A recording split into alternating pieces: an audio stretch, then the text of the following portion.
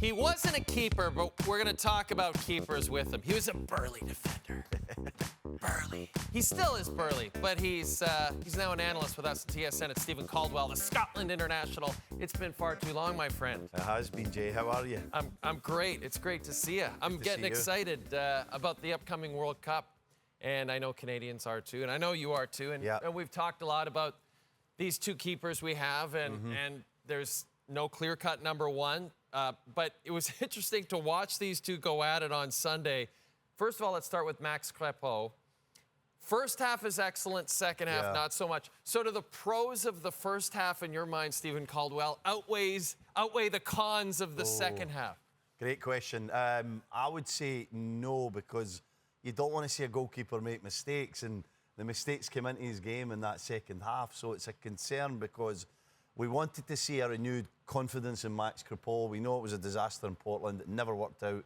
And so coming to Orlando, and after last week's display, even though it was a defeat, he made a lot of saves, 11 saves. He started in the same fashion. You're thinking, OK, he's back to his best. This is a real battle between these two guys to start. And then a couple of goals in the second half. He really should have did better. Can't save that one from Messi, but the latter free kick he should have saved. Can't save that one either. So all in all, I would say concerning for Crépeau, because the errors are still there. There's still parts of his game that I think are showing signs of decline, which is a bit of a concern. We want to see him at his best and at his most confident.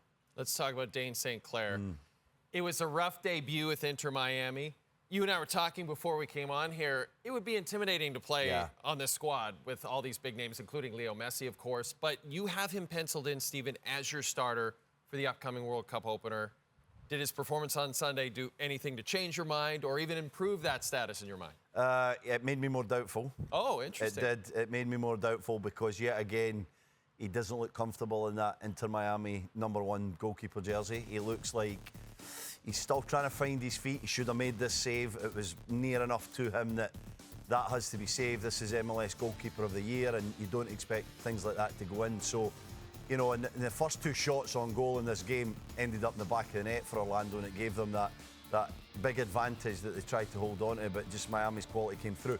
He did get better in the second half, Jay, which I think is important to recognise. That save, hopefully, will kickstart his whole career now in Florida, because he looks shaky. He looks like he's still wondering if he's kind of that level, if he can be in a team where every single moment's going to be scrutinised. It's different from Minnesota, where it was a little bit happy-go-lucky for a few seasons. Right. Now he's the man, he's Goalkeeper of the Year, and he's playing with the best team in MLS. There's nowhere to hide. So I'm hoping that he can build on that save and be better moving forward. Otherwise, he's going to have competition for places with Miami, never mind with the Canadian men's national team. So we've got a battle on. Unfortunately, both their guys are not in the best of form. But I think ultimately it's going to go right to the wire. Jesse Marsch isn't going to know what one of these guys are going to start in that first game until, I think, very close to the game. That's so interesting. So even though you have St. Clair penciled in, you think this is definitely not over yet? I've got him penciled in. I won't pen him in. I won't lock him, because I just think there's too much doubt there. You know, I do think Crépeau has really great strengths. I do think that the defence somehow just gels better when Crépeau is behind them. Right. But I would say overall the better attributes belong to Dayne St. Clair, but they keep making mistakes. So there's never a security in one or the other because of the errors that come. Makes it a little more interesting as we head to the World Cup, which, by the way, is just over 100 days away. Steven Caldwell, thanks for this. Thanks, Jay.